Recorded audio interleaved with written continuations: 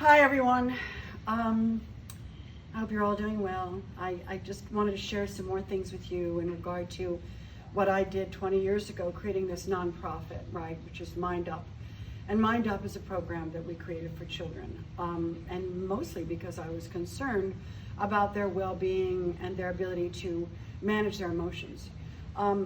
It's basically based in neuroscience, and there's so many things that I think are interesting that today I think would be really good to learn. And obviously I work with a lot of neuroscientists. I'm not a neuroscientist, so I'm not someone who can actually say this is how, for sure. But I do know certain things that actually are for sure. And what we teach our children in the classroom is how to self-regulate. And what they learn is how their brains work. And what I love about what happens to the children is that they begin to regulate their negative emotions. And of course we work obviously on positive psychology and optimism and all of those things. But what's interesting is the brain. It's all about the brain. And why do we have a brain break, or why do we meditate, or why do we do these things? Well, there's a reason, and that's because there's a neurological correlate that the brain actually changes. And when we do this and the children know, they have context to what it is that they're doing. When they do a brain break, here's what they know. They know that the emotional center of the brain is where the amygdalae are. This is the fight, flight, or freeze part of our brain. It saves us from danger. If I smell something in the kitchen and it doesn't smell right, my brain goes, what's that? It's a wonderful, wonderful, amazing, very, very primitive part of our brain. But what's happening today is that part of our brain is also vulnerable to other things, not lions, tigers, and bears anymore, but really fear, anger, uncertainty. And these kind of things actually hijack this emotional construct, hijacks the prefrontal cortex. We at the school call it the wise old owl.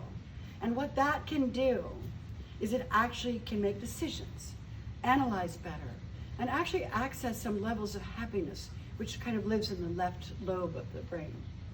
So what we do in this is we quiet our mind. But what happens is that we get that barking dog, who's the one that bite or freeze, and they get him back in the doghouse, get him calm. Because that's the one time that the prefrontal cortex can think. So we're living today with uncertainty. We're living with fear. We're living with anger. We're living with reactivity because we just don't know oftentimes how to manage our emotions. So I would say breathe. Why? Because that changes the brain. It's not because it's fun. It's not because it's important, because we do it anyway without thinking. But when you consciously breathe, you will rest a certain part of your brain. It will quiet down that part of the brain that mitigates your inability to learn, to self-regulate, and to actually access a better way of thinking, making better decisions, analyzing things, and most importantly, being there for your loved ones and your children. So when they're reacting, you know how to help them basically self-regulate. So as a family, it's a really good thing to have your moments of meditation, or as we call it at mindup.org, a brain break. And a brain break throughout the day will just serve you in such a way that you just won't believe it. The brain is the thing. I'm going to sign off now. Hopefully you tune in. We're going to have some cute little things that you can learn by and little videos we've done. So anyway, God bless you all. We're going to make it through this.